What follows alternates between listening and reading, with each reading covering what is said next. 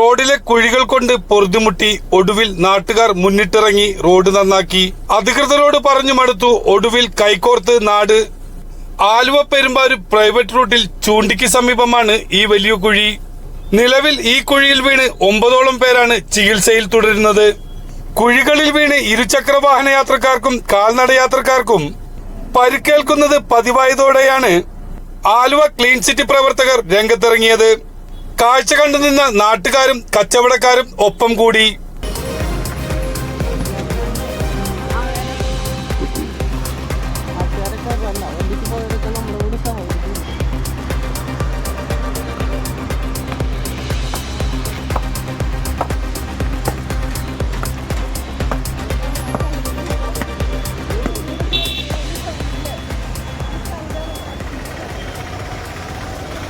ആലുവ പെരുമ്പാവൂർ റോഡില് രാജഗിരി ഹോസ്പിറ്റലിലേക്ക് 5 മിനിറ്റിനുള്ളിൽ ഒരു ആംബുലൻസ് പ്രകാരമാണ് ഇവിടെ വന്നുകൊണ്ടിരിക്കുന്നത്. ഈ മഴ സ്റ്റാർട്ട് ചെയ്തിട്ടേ ഉള്ളൂ. ജൂൺ മാസം ആരംഭിച്ചു, മഴ സ്റ്റാർട്ട് ചെയ്തു. വളരെ കുറച്ച് ദിവസങ്ങൾ മാത്രമേ മഴ ഇവിടെ പെയ്തിട്ടുള്ളൂ. ഇങ്ങനെ ആദ്യം മഴ സ്റ്റാർട്ട് ചെയ്തപ്പോൾ മുതൽ ഈ ചൂണ്ടി ജംഗ്ഷനും പരിസര പ്രദേശങ്ങളും മുഴുവൻ ഇതേ രൂപത്തിൽ അഗാധ ഗർത്തങ്ങളായിട്ടുള്ള കുഴി രൂപാന്തരപ്പെടുകയും അതിൽ വീണ് മനുഷ്യജീവൻ, ഇപ്പോൾ ഇവിടെ ഇരിക്കുന്ന നൌഷാദ് സഹോദരൻ, അദ്ദേഹത്തിൻ്റെ ഭാര്യ സുനിത, അപ്പോൾ അവർക്ക് ഇന്നലെ രാത്രി പറ്റിയിരിക്കുന്ന അപകടം ഇപ്പോൾ ഈ നമ്മളുടെ ഇതിലുള്ളതിൽ ഏറ്റവും ലാസ്റ്റ് നമ്മൾക്ക് ഇത് കണ്ടുകൊണ്ട്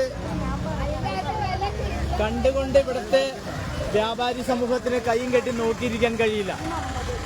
നമ്മൾ ഈ അധികാരി വർഗത്തിന്റെ അനാസ്ഥയ്ക്കെതിരെ നമ്മൾ 100 കണക്കിന് നിവേദനങ്ങൾ കൊടുക്കുകയും ഇതിന് പരിഹാര നിർദ്ദേശങ്ങളുമായി നമ്മൾ ഈ അധികാരികളുടെ മുഴുവൻ മുന്നിൽ നമ്മൾ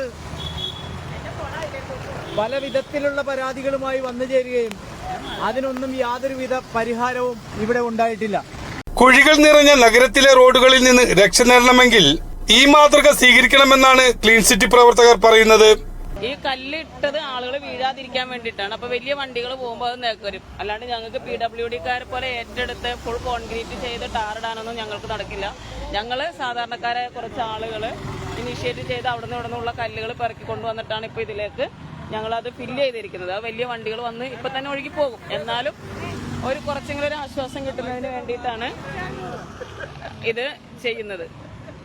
അപ്പോ ഇതിൽ ആരും നെഗറ്റീവ് കാണണ്ട, പോസിറ്റീവായിട്ട് തന്നെ കണ്ടാ മതി.